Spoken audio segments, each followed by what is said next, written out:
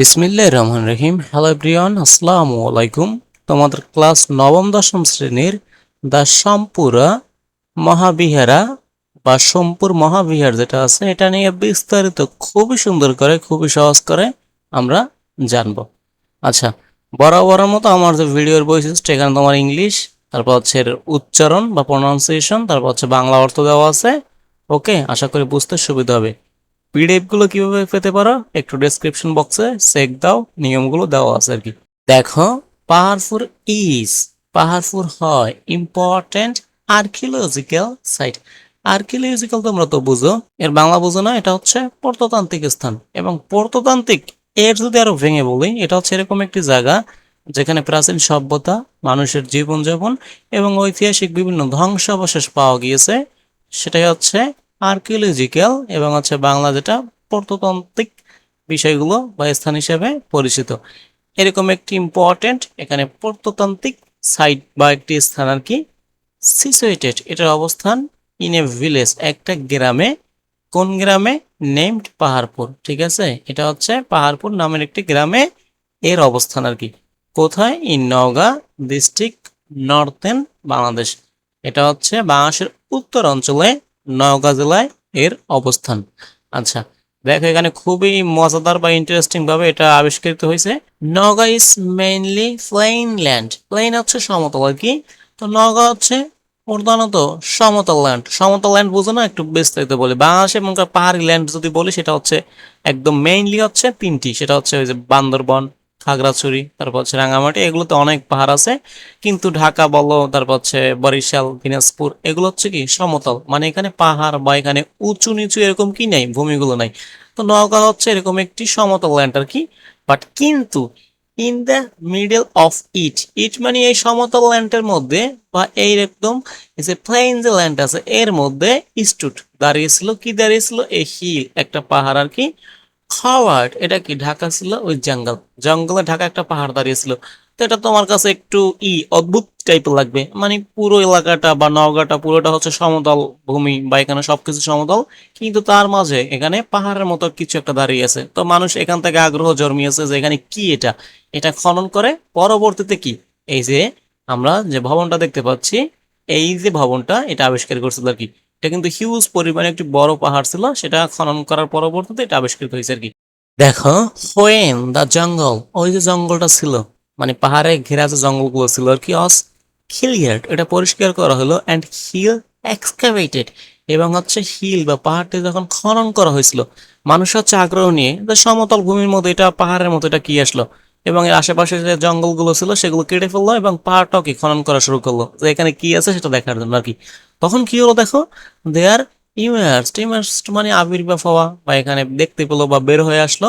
Lofty, lofty মানে উঁচু, এখানে ধ্বংসাবশেষ, এই যে ruin of an ancient temple, একটি পুরাতন উঁচু ধ্বংসাবশেষ বেরিয়ে আসলো, সেটা হচ্ছে মন্দিরের বলতে পারো। ঠিক আছে, এবং এরপরে বিভিন্ন যে খননকারীরা আছে এখানে ভারতবর্ষের, তারা এখানে আসলো, আরো সুন্দর করে খনন করলো। শুরুতে হচ্ছে এখানে যে জমি ছিল বা যাদের জমি ছিল এরা অনুমোদন দিতে চাইলো না, পরবর্তীতে দিল।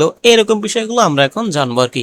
আচ্ছা, এখানে কিন্তু আবিষ্কারটা অবশ্যই কি মানুষের আগ্রহ থেকে এই যে টেম্পলটা আছে বা আমরা বলতে পারি এখানে যে সাইট বা দৃশ্যটা আছে সেটাকে আবিষ্কৃত হয়েছে আর কি।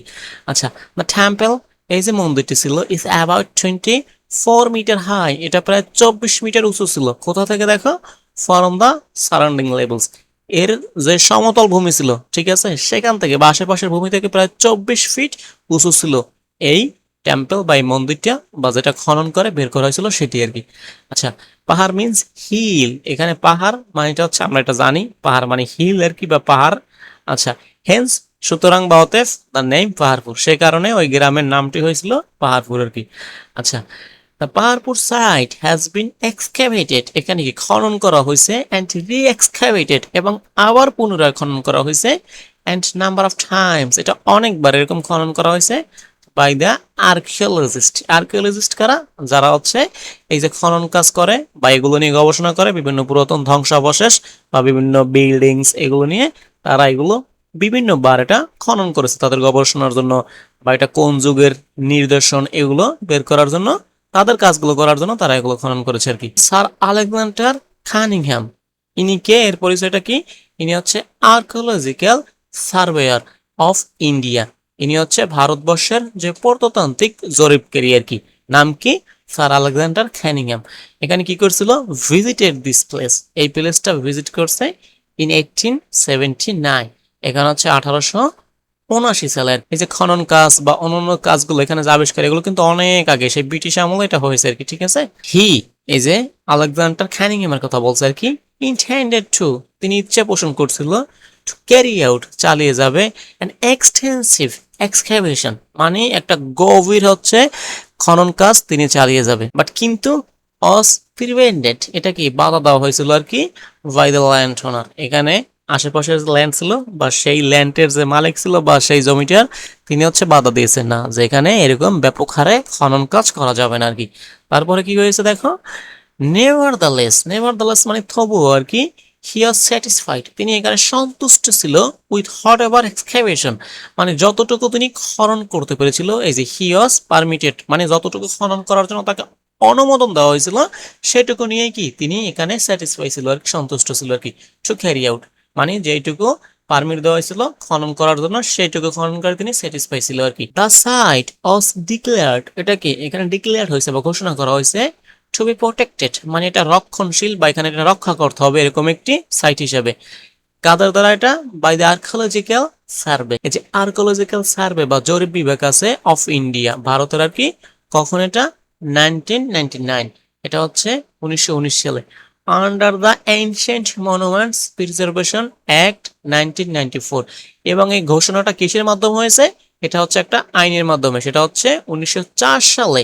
সেটা কিসের আইন? সেটা হচ্ছে প্রাচীন স্তম্ভগুলো সংরক্ষণ করতে হবে, সেই আইনের আওতায় হচ্ছে সেটাকে ঘোষণা করা হয়েছিল একটি সংরক্ষিত এখানে এলাকা হিসেবে, বা এটা প্রোটেক্টেড করতে হবে বা সংরক্ষিত এলাকা হিসেবে ঘোষণা করতে, এটাই আর কি। সিস্টেমেটিক অ্যান্ড রেগুলার এক্সকেভেশন, এখানে হচ্ছে নিয়মিত, মানে সিস্টেমেটিক তো বুঝি আর কি, এখানে বিভিন্ন নিয়ম কানুন মেনে এবং হচ্ছে নিয়মিত এখানে খনন কাজ স্টার্টেড, এটা শুরু হয়েছিল জয়েন্টলি, যৌথভাবে, তাদের সাথে, by the Archaeological Survey of India, ইন্ডিয়ার যে আর্কিওলজিক্যাল সার্ভে আছে তারা, অ্যান্ড হচ্ছে Varendra Research Society, Rajshahi, and Calcutta University in 1923, মানে জয়েন্টলি, যৌথভাবে হচ্ছে এখানে রেগুলার এবং হচ্ছে সিস্টেমেটিক ওয়েতে খনন কাজ পরিচালনা শুরু করছিল। কারা জয়েন্টলি কারা করছিল? সেটা হচ্ছে ইন্ডিয়ার যে এখানে আর্কিওলজিক্যাল সার্ভে আছে এবং হচ্ছে রাজশাহীর যে বরন্দ সোসাইটি আছে এবং হচ্ছে কলকাতা ইউনিভার্সিটি, এরা মিলে এখানে 1923 সালে এখানে রেগুলার এবং হচ্ছে সিস্টেমেটিক ওয়েতে খনন কাজ এখানে পরিচালনা করছিল। এক্সকেভেটেড, তারা কি খনন করছিল আর কি, সাউথ ওয়েস্ট কর্নার আর কি, তারা হচ্ছে দক্ষিণ পশ্চিম যে কোণ আছে সেগুলো, আচ্ছা, অফ দ্য মনেস্ট্রি, মনেস্ট্রি মানে যে মঠ বা আশ্রম যেটা আসলো সেটার, এখানে হচ্ছে তোমার দক্ষিণ এবং পশ্চিম কোণগুলো খনন করেছিল আর কি। নেক্সট, পরবর্তীতে 1925, 1925 এবং 1926 সালে হিস্ট্রিয়ান, এখানে ইতিহাসবিদ, অ্যান্ড আর্কিওলজিস্ট, এখানে হচ্ছে তোমার প্রত্নতান্ত্রিকবিদ, নাম কি? এখানে আর.ডি.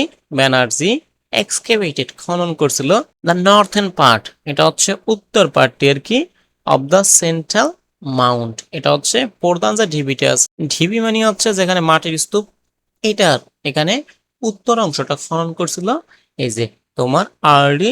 ব্যানার্জি আর কি। তখন এই যে পরবর্তীতে 1925 এবং 1926 সালে ফরম 1926-27, এখানে হচ্ছে 1926 এবং 1927 on art excavation was carried out under the supervision বা এখানে দীক্ষিত, যেরকম আর কি হোক নামের প্রোনাউন্সিয়েশন, তো তোমার হচ্ছে 1926 এবং 27 সাল থেকে কে.এন. দীক্ষিতের তত্ত্বাবধানে খনন কাজ এখানে পরিচালিত হয় আর কি।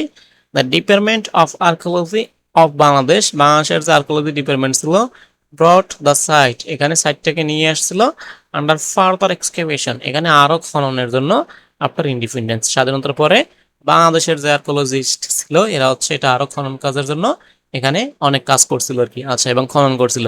তারপর হচ্ছে দ্য অপারেশন, এই যে অপারেশন গুলো টুক প্লেস, ঘটেছিল ইন টু ফেজেস, ঠিক আছে, এখানে হচ্ছে দুটি পর্যায়ে ঘটেছিল আর কি। এখানে কাদের অপারেশনটা, এই যে মানে আমাদের নিজস্ব বাংলাদেশের স্বাধীনতার পরের যে এখানে খনন কাজগুলো হয়েছিল সেটি দুটি ফেজে বা দুটি পর্যায়ে ছিল আর কি। আচ্ছা, দ্য ফার্স্ট ফেজ, এখানে যে ফার্স্টের পর্যায়টা ছিল ইনিশিয়েটেড, এটা শুরু হয়েছিল ইন 1981, অ্যান্ড 82, এখানে 1981 থেকে 1982 সালে এটা ফার্স্ট পর্যায়টা শুরু হয়েছিল, অ্যান্ড কন্টিনিউড টিল, এবং এটা চলেছিল কত সাল পর্যন্ত? 1984, 1985, 1984 থেকে 1985 সাল পর্যন্ত এই খনন কাজগুলো চলেছিল আর কি। সেকেন্ড ফেজ এবং দ্বিতীয় পর্যায় অফ স্টার্টেড, এটা শুরু হয়েছিল 1988, এটা হচ্ছে 1988 সালে 89 এবং 1989 সাল পর্যন্ত আর কি, অ্যান্ড কন্টিনিউড, এবং এটা চলেছিল টিল 1990 অ্যান্ড 19 অন, এবং 19 অন পর্যন্ত, মানে 1990 থেকে 1991 সাল পর্যন্ত এই দ্বিতীয় পর্যায়ের খনন কাজটা চলছিল, এবং এটা সম্পূর্ণ হয়েছিল আমাদের স্বাধীন দেশের এখানে যে তত্ত্বাবধায়ক বা এখানে যে প্রত্নতান্ত্রিক বিদ আছে তাদের মাধ্যমে আর কি। প্রিলিবারেশন এক্সপেডিশন, এক্সপেডিশন মানে হচ্ছে অভিযান বা এখানে যে অনুসন্ধানগুলো আর কি, হ্যাভ রিভিলড, এটা কি প্রকাশ করছে? The architecture of vast Buddhist monastery, এটা হচ্ছে বিশাল এই যে বৌদ্ধ মঠ ছিল বা মনাস্ট্রি ছিল বা আশ্রম ছিল সেটাকে প্রকাশ করছিল। আচ্ছা, সেটা হচ্ছে কি সোমপুরা মহাবীরা বা সোমপুর মহাবিহার আর কি। It is dominated by the central shrine, shrine মানে মন্দির বোঝায় আর কি। তো এটা কি এখানে প্রভাবিত ছিল আর কি, ডমিনেটেড ছিল সেন্ট্রাল বা এখানে কেন্দ্রীয় যে মন্দির ছিল সেটা দ্বারা, এবং অ্যাট্রাক্টিং, এটা কি আকর্ষণের বিষয় হইতো ইমিডিয়েট, মানে তাৎক্ষণিকভাবে যে কেউ আকর্ষিত হয়ে যেত এটা দেখে আর কি, অ্যাটেনশন আর কি, মনোযোগ আর কি, বাই ইটস লফটি, হ্যাঁ এর যে উচ্চ এই যে হাইট ছিল আর কি, এন্ড আনইউজুয়াল, এবং হচ্ছে আনইউজুয়াল তো বুঝি মানে হচ্ছে যেটা একটা ইউনিক থাকে বা অস্বাভাবিক থাকে আর কি, আর্কিটেকচারাল ডিজাইন, এর একটা অসাধারণ হচ্ছে আর্কিটেকচারাল ডিজাইন, এবং হচ্ছে লোফটি হাইটের জন্য যে কোনো কারোর জন্য ইমিডিয়েট হচ্ছে আকর্ষণের একটা বা অ্যাটেনশনের বিষয় হয়েছে তো আর কি, এটা এতটা মনোমুগ্ধকর ছিল আর কি। সম্পুরা মহাবিহারা ছিল one of the most famous Buddhist institution, একটা ফেমাস বুদ্ধ ইনস্টিটিউশন ছিল ফর মংস, মংস হচ্ছে যে সন্ন্যাসী আছে এরা আর কি, সন্ন্যাসী বা সাধক আছে বৌদ্ধ, এদের জন্য আর কি একটা শিক্ষা প্রতিষ্ঠান বা একটা ইনস্টিটিউশনের মতো একটা প্রতিষ্ঠানের মতো ছিল আর কি, অফ এনশিয়েন্ট বেঙ্গল, এটা হচ্ছে পুরাতন বাংলায় আর কি, অ্যান্ড সাউদার্ন এশিয়া, এবং হচ্ছে কি এই যে এশিয়ার দক্ষিণ দক্ষিণ এশিয়ার জন্য কি এটা একটা গুরুত্বপূর্ণ ইনস্টিটিউশন হিসাবে ছিল আর কি। দ্য এক্সকেভেটেড কমপ্লেক্স এট পাহাড়পুর, এই যে পাহাড়পুরের যে খনন কাজটা আছে সেটা কি হয়েছে, হ্যাজ বিন আইডেন্টিফাইড, এটা শনাক্ত করা হয়েছে অ্যাজ সোমপুরা মহাবীরা, সোমপুরা মহাবীরা হিসাবে, বিল্ট বাই, এটা নির্মাণ করেছে সেকেন্ড পাল কিং, ওই যে পাল শাসকরা ছিল না আর কি রাজা, সেটা হচ্ছে ধর্মপাল, এটা হচ্ছে 781 1821 এর মধ্যে হচ্ছে এটা করেছে আর কি। তাহলে বুঝতে পেরেছি, ওই তোমাকে আমি বলছিলাম না এখানে খনন কাজের মূল উদ্দেশ্য হচ্ছে এটা কোন শাসন আমলে কোন রাজার আমলে ছিল, তো এটা অনেকবার খনন করার পরে এটা কি এখানে আইডেন্টিফাই করা হয়েছে, এটা হচ্ছিল যে পাল শাসকরা ছিল তাদের যে দ্বিতীয় পাল ছিল ধর্মপাল, তার সময়ের 1781 এবং হচ্ছে 1821 সালের মধ্যে এই খ্রিস্টাব্দের মধ্যে এটা কি এখানে খনন করা হয়েছিল বা এটা কি বিল্ড করা হয়েছিল আর কি। আচ্ছা, এটা তৈরি করা হয়েছিল, এটাই কি এরা বিভিন্ন খনন কাজ পরীক্ষা করে এটা বুঝতে পারলো বা এটা আবিষ্কার করলো আর কি। সাম ক্লে সিলস, কিছু হচ্ছে মাটির সিলস মানে হচ্ছে সিল মোহর বা বিভিন্ন ছবি আঁকা অন্যান্য যে বিষয়গুলো আছে নিদর্শন সেগুলো আর কি, ফ্রম দ্য রুইন্স, ধ্বংসাবশেষ থেকে পাওয়া গিয়েছিল। বিয়ার বহন করে, সেই সিলমোহর বা সেই বিষয়গুলো বহন করে, কি বহন করে? ইনস্ক্রিপশন মানে হচ্ছে তোমার এখানে শিলালিপি বা খোদাই করা লেখা বহন করে। আচ্ছা, এটা কার লেখা? এই যে শিলালিপিটা এখানে খোদাই করা লেখা সেটা কি বহন করে? এটা হচ্ছে সুসাঙ্গা। আচ্ছা, তারপরে সম্পূর্ণ নামটা একটু এখানে বাংলা থেকে তোমরা একটু দেখে নিও, প্রোনাউন্সটা খুবই কঠিন আর কি।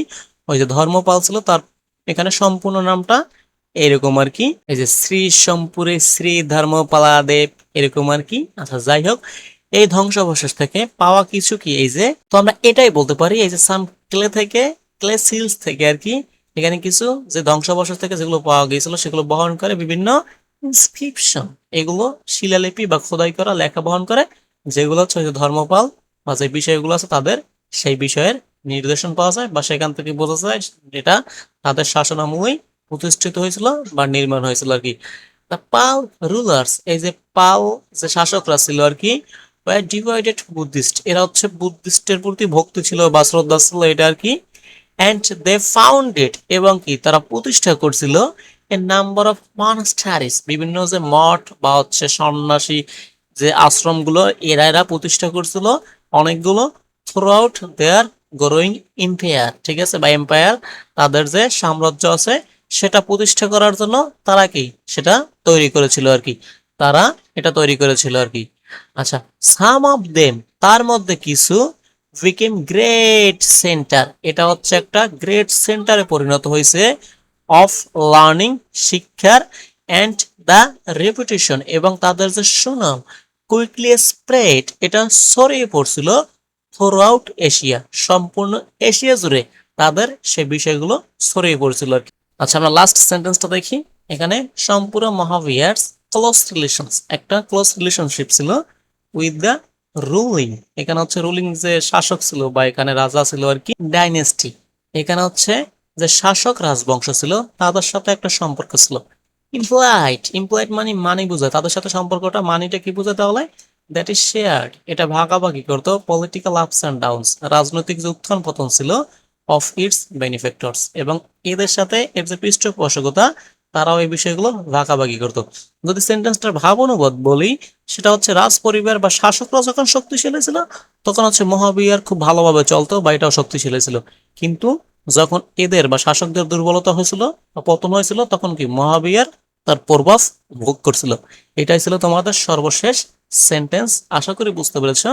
এর পরবর্তী ভিডিওর জন্য তোমরা ওয়েট করো এবং সাবস্ক্রাইব করো। Thank you all.